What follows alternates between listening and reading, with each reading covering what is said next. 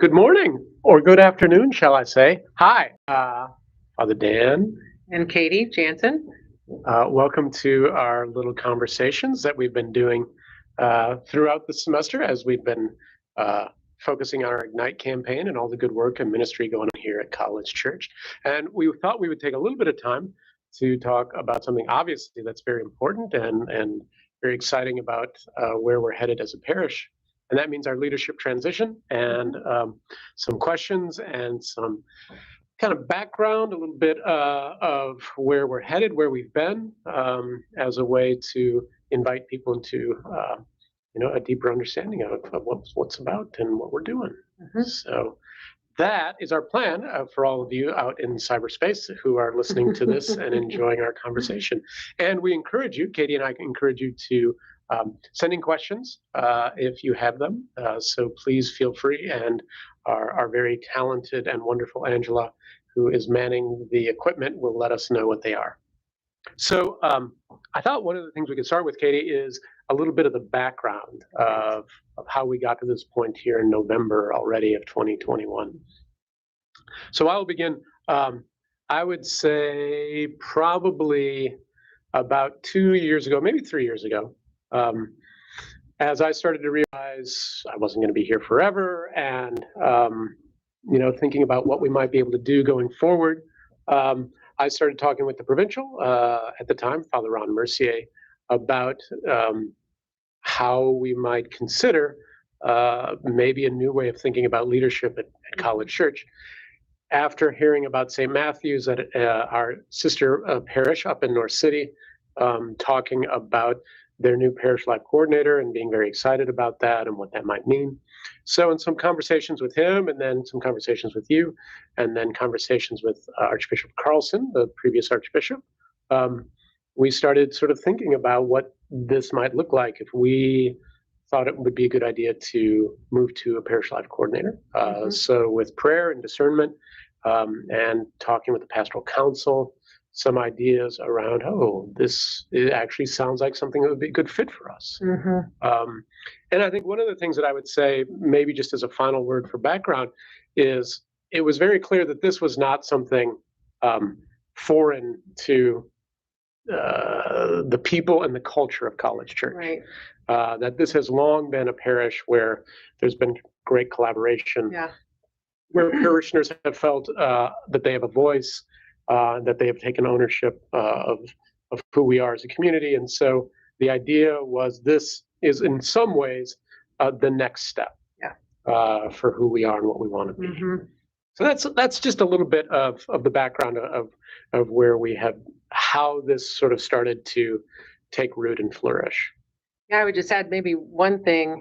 So since I've been since I have been here since 2015, I feel like there have been a number of places where we've asked for parishioner input, and we've done some visioning, some strategic planning, and then at points along the way, kind of continued to update, maybe not update the strategic plan, but to allow it to evolve. And at all those points, we've collected what people have said, so that we could go back to it and say, what are we hearing? What are we seeing? What are the themes that are emerging? And this felt like a natural step based on what we've been hearing and what we've been doing over the last 5 or 6 years. Exactly. Yeah. So in some ways, it may be something that feels kind of new to parishioners, and certainly sort of in this formal way. But I would hope that especially those who have been at College Church for a while can sort of see, this is really kind of who we are, what we're about, and can really be excited about what the future holds for us. Yeah. So let's talk a little bit about, speaking of the future, the timeline going forward. So again, here we are in November of 2021. And our hope is to be able to move to this new model after Easter of 2022, so roughly 6 months from now, that Katie would become the parish life coordinator, that I would remain at the parish in the capacity of the Jesuit on staff, and be able to sort of live in that role for a little bit a while. Mhm. And then sometime in the summer of 2022, the Jesuit who will be coming on board would have a little bit of time to be with us. And then I would transition out at the end of the summer of 2022. So Mhm. that's sort of in very bare bones where we're hoping to go. So that in the next 10 months, that would happen. Right. So that's our timeline going forward. And one of the reasons why we started thinking about this in terms of the wider parish and getting the news out, because we wanted to have a long time to be able to process and have conversations and have questions raised and hopefully questions answered, that we could do this without feeling rushed, without feeling a sense that we have to have these things done, but rather be able to take the time that it deserves. Right. Well, and I think so that what it becomes comes from these conversations.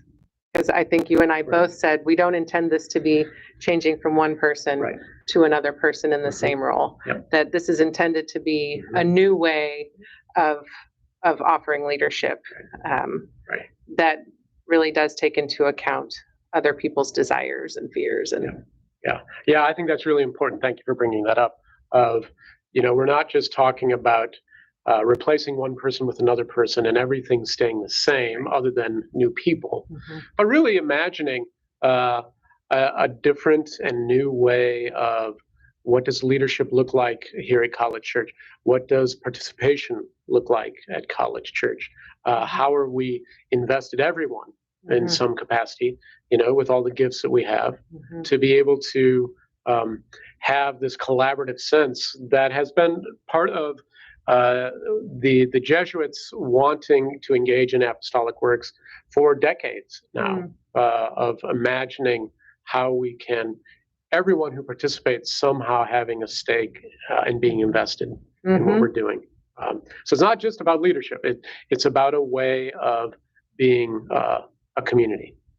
Yeah, and arguably formalizing something that College Church has been doing for a long time. My experience of College Church, even before coming here, was knowing that there was strong lay leadership and that parishioners really had a lot to say about the direction of the parish.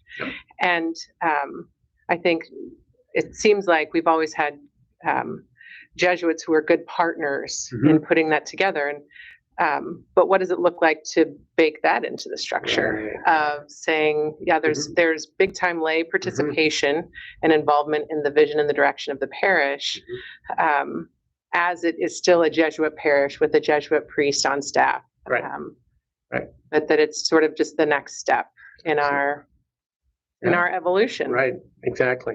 Perfect.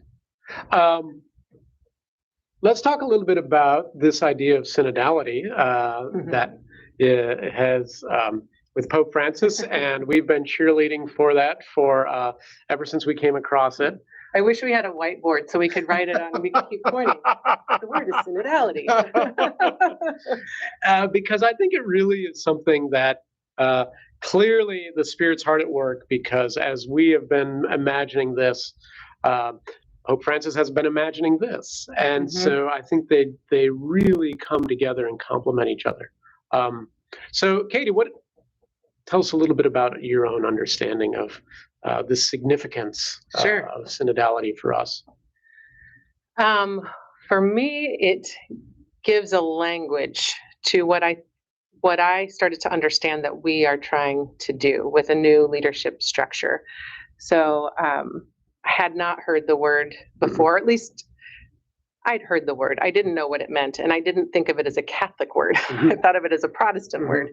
But as I started to read what Pope Francis was saying about a church that journeys together, a church that listens to one another, that discerns together, I felt like it gave language for us to use. We knew what we didn't want. That sort of top-down, I'll say sort of flippantly, Father knows best kind of culture. But we didn't necessarily have the words to say what we did want. And so this word synodal to me is the word that we wanted, that we can get behind, and also use to guide everything, sort of, if you look at the synodal standard, is that what we're doing? Right. Or are we falling back into what I consider kind of our Catholic DNA, which is, well, Father, what do you think we should do? So, and maybe I'll speak just a little to my own experience of this transition. I've told people, and I think I've told you, when you first started talking to me about the idea of being a parish life coordinator, I had to resist. Well, my first thought was, I don't think that's legal. I'm a woman, right? And I am not like ordained or religious, or at least in the official sense.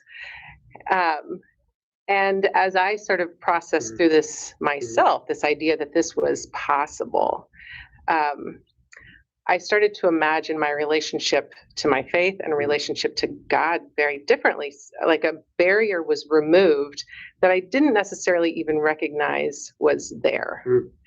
And I think this idea of a synodal church offers that to many people. This idea that what you have to bring is just as important as what anyone else has to bring. I stopped thinking of myself as an assistant. And I didn't, if you would ask me, are you operating as an assistant? I would say no, but there was something in the back of my mind that says, well, can I really be more than an assistant? So this idea that by virtue of our baptism, we are all qualified to participate, to contribute, is for me, a very new way of looking at the same reality. That I don't know, there's just more freedom there, I think, and energy for me. Both of which are really good, freedom and energy, and I think one of the things that I really, the word I keep going back to, and Katie's heard this a million times from me, when Pope Francis talks about a church that is not only participatory, but where everyone feels co-responsible. And to be honest, I don't know what that means, but I love the idea of everyone thinking that in some way they are responsible for the mission of College Church, the work of College Church. And obviously, that doesn't mean everybody does the same thing. We're only going to have one parish life coordinator. We're only going to have a certain number on the pastoral council. But everyone is in some way responsible. And so one of the things that I've been praying about and sort of daydreaming about and delighted with is, so what does that mean for someone who's recently retired, who's feeling coerced? What does that mean for an undergraduate here at SLU? What does that mean for our second grade First Communion class, that they are responsible for the mission? And I find that to be a really invigorating and sort of life-giving notion that we're all responsible, which also means then, therefore, no one person, which hopefully, the burden doesn't feel as burdensome, but rather that we are all somehow in this together with all of our gifts and talents, and those are all multiplied when we're responsible and participating. So I think that's a really keen insight when they speak about synodality, of how we can do that. And to be honest, again, even at College Church, that's a little bit of the pastor is responsible, the Jesuits are responsible, someone is responsible. It's like, no, we are. And that really, it's also challenging. It is, but I think there's incredible hope in it. Because if you think about this idea that we are calling forth gifts, and we're calling forth desires, and we are operating under the assumption that God is speaking to every person, that God is inspiring every person in some way. And so it means that everyone has something to offer through their perspective, through their opinion, through their and so in this very sort of polarized and divided place that we find ourselves in this country, in this world, um, how can we see the gift in every person, in every perspective, and say that it adds up versus being a choice between one or the other, that this is how we create the whole picture. Which that is, it's incredibly hopeful and it's incredibly challenging because it is not how we tend to operate. That's really true. Even within the Catholic Church, much less outside the Catholic Church. Which side are you on? Exactly. And so I really think, and one of the great things where I feel like, again, as a community, we are in a good place to be able to kind of move a little further down is the sense of that the community does kind of elicit that from us. I mean, one of the things that's just clear in Christian tradition, in the scriptures, it's you often have gifts that you don't know, but it's others who call them forth from you. That others in the community who can identify your gifts and encourage you to use them. And so it's not just simply my sense of what I can be, but also, well, what do you think I can be? And I think that's really... I really like that we're doing house meetings, even though this particular project will not go on indefinitely, these house meetings. I think it's a way to practice synodality as we're living into it. This idea that we're calling people together and we are sharing some sort of, this is kind of how we see things moving forward. But the bulk of the conversation is really, so what do you think? How do you feel? And looking for those gifts, looking for the desires, and inviting people in that way. I hope that part of setting people up for the transition actually it is the transition, right? Like, this is how we want to be with one another. This is how we want to relate to one another.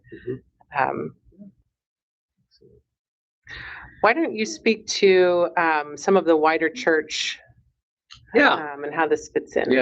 So I think let's maybe draw back a little bit from the corner of Grand and Lindell and take a bigger view of what's going on in the church. We've touched a little bit on synodality and how that synod is going on in Rome right now, and will conclude, I think, in 2023 or maybe 24.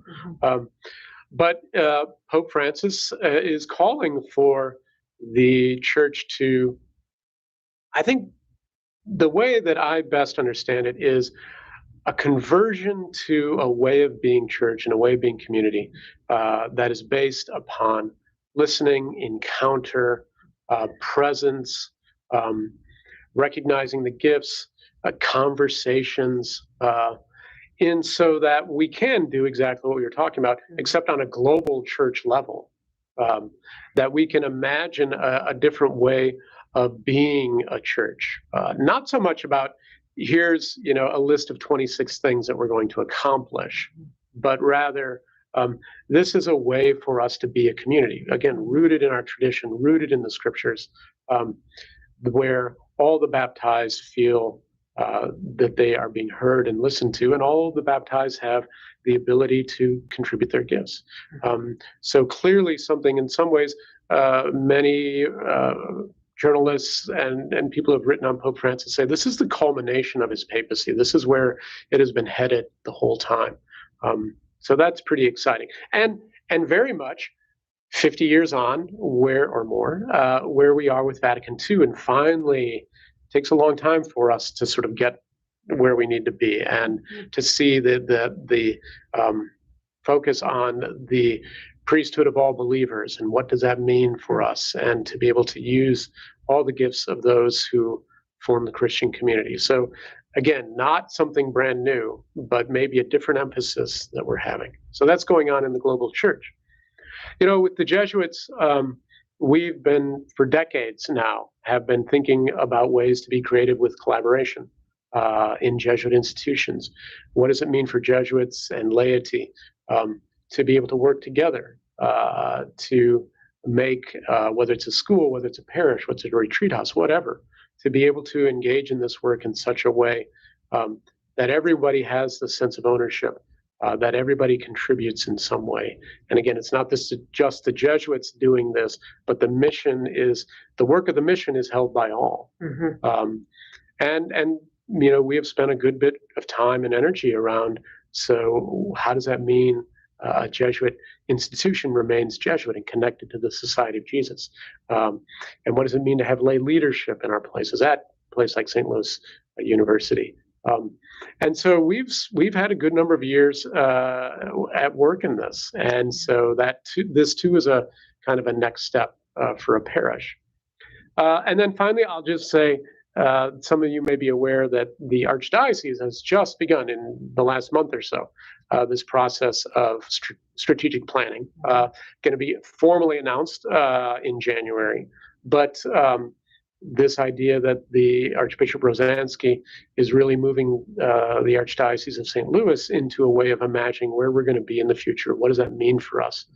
And very much rooted in conversation and imagining and listening to the Spirit and responding. So all of those threads are sort of part of what is going on in the wider church that we, of course, are part of. So we're not just doing our own thing.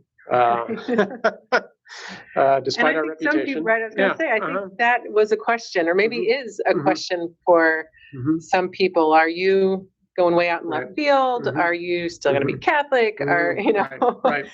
And actually, we're kind of in the middle of what's going on, not on the periphery at all. And certainly, whether it's with the Archdiocese or with the province, communication and listening is very important. And so to be able to say every step of the way, what do you think? How is this going? And in being encouraged by both the Archdiocese and the province to say, yeah, this is where we need you to be. Yeah. So. Well, maybe I'll speak to that. I do feel like the province is, anecdotally speaking, really demonstrating a support for what we're doing and an investment in this. We've had a couple of meetings with Father Tom Green, the provincial, and, some of the questions are, what do you think you want it to look like? What do you think you're going to need as College Church? And really trying to be intentional about how we move forward. I think some people's fear might be that this is the province taking a step back. And I don't feel that at all. I actually feel like it's kind of a leaning into what's the next step for College Church? How do we continue to support and invest in a parish that is doing well?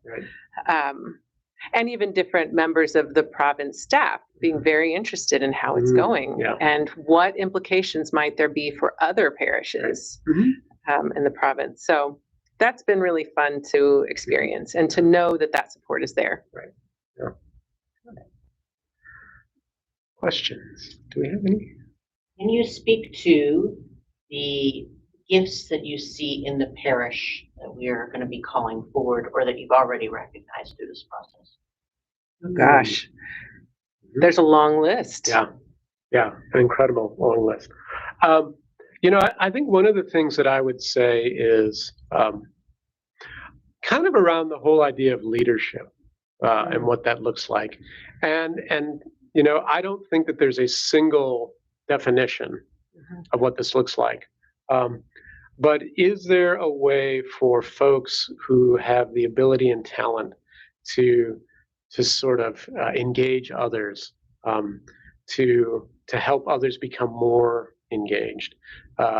People who have the ability to think creatively and boldly, I would say. One of the things Pope Francis says about synodality is that it requires bold speech. So are we able to hear bold speech? Are we able to allow people to speak boldly and creatively?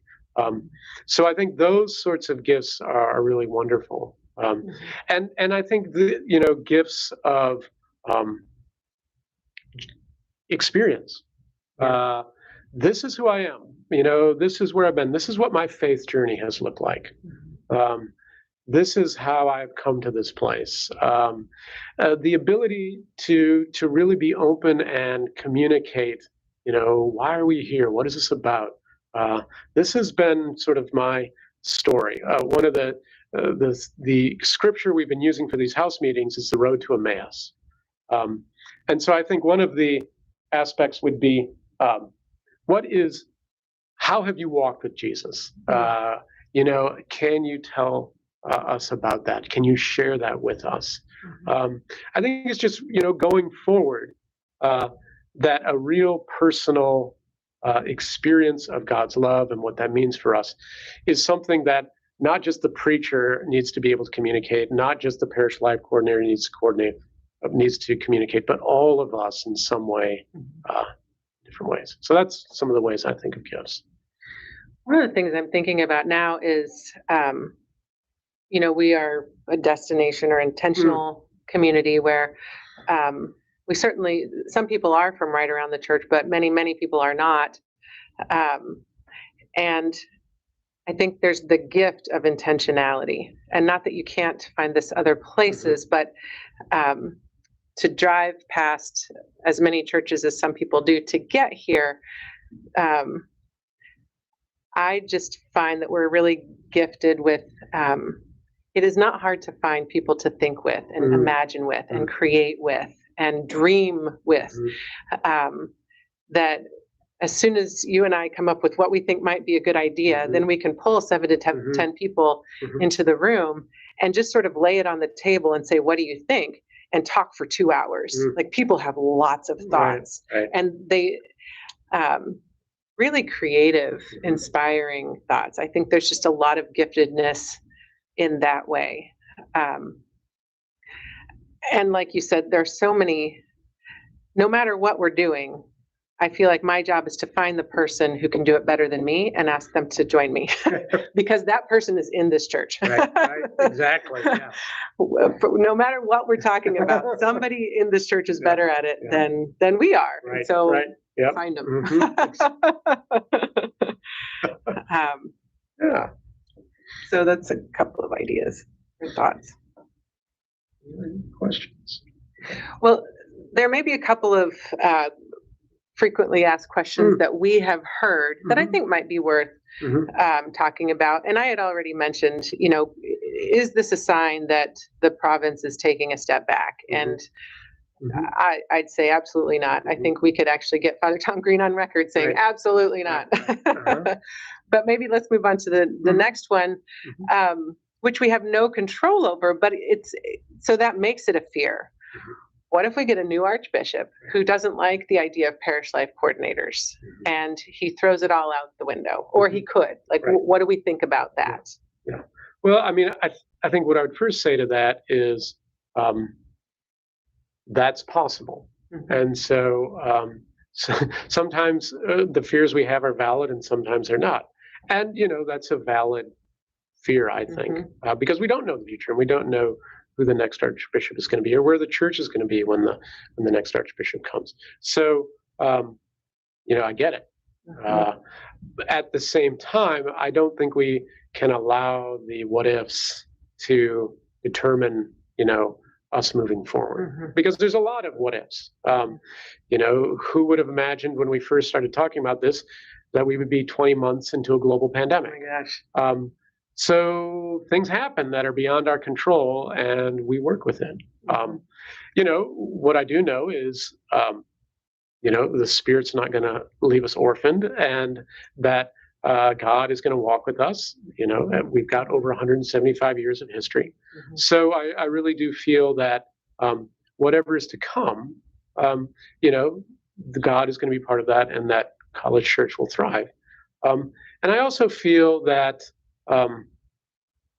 in some ways, what we can do is simply be open, be free to move where we need to go, be able to trust, and to do all we can in what little time we have to be able to make this a better place. So, yeah. Yeah, I was thinking about it today, and if worst case scenario is we get a different Jesuit pastor, I mean, it's like that served us pretty well so far. I don't know that that's the worst. That's not death.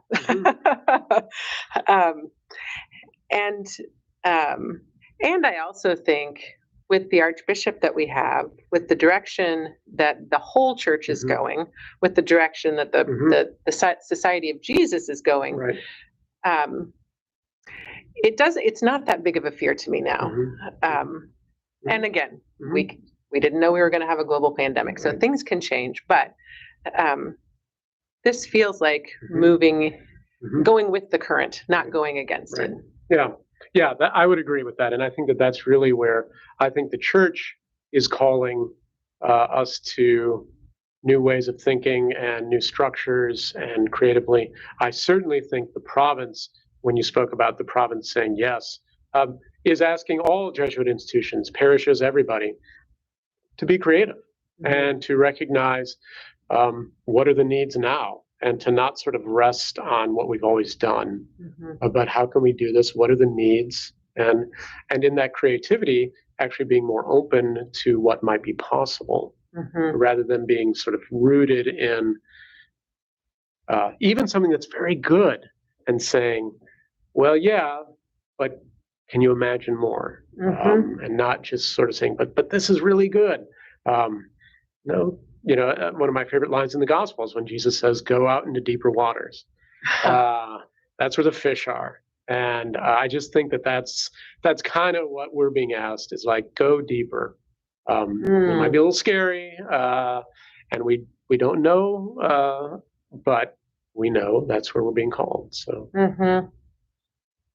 I feel like another thing that people are not clear about, and I mean, to be perfectly frank, we're not totally clear about it either, but the role of the priest going forward. And my sense of the fear is, did the priest just get demoted? Which I think, no. But I wonder if you want to speak to that. Yeah. I mean, I also have some thoughts, but. Yeah, and I certainly feel like certainly not a demoting. I think it is a new way of leadership. It's a new way to be a catalyst, which is some of the language that the Jesuits are talking about. What does it mean for a Jesuit to be at a Jesuit work? And to really be able to focus on the gifts and talents that a Jesuit will bring, particularly in terms of spirituality, in the sacramental life of the parish. In a very practical sense, I will say, most Jesuits, most priests for that matter, are not trained to do management, HR, budgeting, maintenance. And so all of those aspects that have always sort of been loaded on the pastor are things that are not integral to priesthood, are not integral to leadership. And so a model where that is a shared responsibility, where leadership is shared, is new, but I think, again, we have precedent, we have ways of being able to imagine what that can look like. You're right, we don't have it all figured out. And what that looks like 5 years from now is probably going to be different than we're imagining it right now. I hope it's different than we're imagining it right now. But I certainly don't see,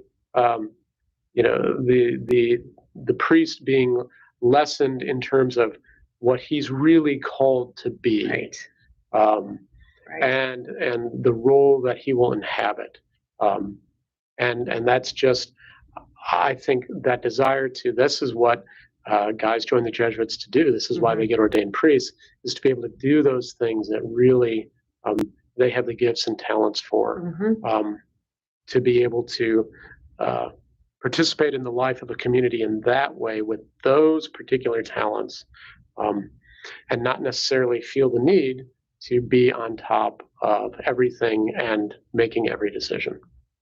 Well, and another thing that some people know, but others may not, that I think is significant, both now and going forward, is the way that you and I work together. That really, since I've started, but it's really developed over time. I feel like we have been partners in putting this vision together, and it has come from the parish. But then you and I figure out, what specifically does it say about who we are, and how specifically do we move it forward, that's really been, we've co-created everything Right. that we've done. Exactly. Exactly. And I really see that continuing as we go forward. Yeah, and that has been a very attractive experience for me, simply because I find that a much more life-giving, a much better way to be able to do this together with others, to be able to not feel like this is a top-down sort of where one person has all the power, but also all of the responsibility. And I just don't think that's a healthy dynamic in the church or any way in any other institution for that matter. So I really think that our own experience of the past 5 years has sort of been a template for this can be done well, and actually it's a better way. It's more fun. Yeah, it is more exactly. It's a lot more fun. So. I know we need to talk about the silent auction. Speaking of fun. Speaking of fun. So we've got our silent auction coming up for our Ignite campaign. It will be November 7th through the 14th. So it starts on Sunday. And we're inviting everybody to go ahead and sign up now so that you will have access to the silent auction. And you can do that at our campaign website, which is ignitecampaign.givesmart.com. ignitecampaign.givesmart.com. If that's too much to remember, you can go to the website and it is all there. But the 7th through the 14th is when the silent auction will be live. Some wonderful items. Our Christmas and Easter pews, always very, very popular. We have a condo out in Innsbruck. Which is really nice. We have some other things going on in terms of a Billiken box for the Billikens game on the 20th of November. So that's coming right up. So there's a full list on the website to be able to see what will be going on. So a lot of ways. Christmas is coming. So just to be aware, there can be some nice gifts from our auction. But yeah, it's a great way to help the parish. This has been our Gala 2.5, 3.0. Our Ungala? Our Ungala, where we're get creative again around how we can support the parish. But also, this has been a wonderful, wonderful way to dive deeper into a lot of the ministries and works of College Church. So that has been a wonderful way. And thank you for your support of those, but also thank you for the many ways you help out all of those ministries. So that has been great. Well, it was great to have this conversation. Thank you, Katie. And thanks to all of you who are watching, who have joined. And please keep supporting the Ignite campaign. Yes. And any further questions, obviously, always feel free to email Katie or I, or both of us, because as we're going along, we want to hear from you. We want to know how you're thinking and how you can, help out in any other ways. So thank you.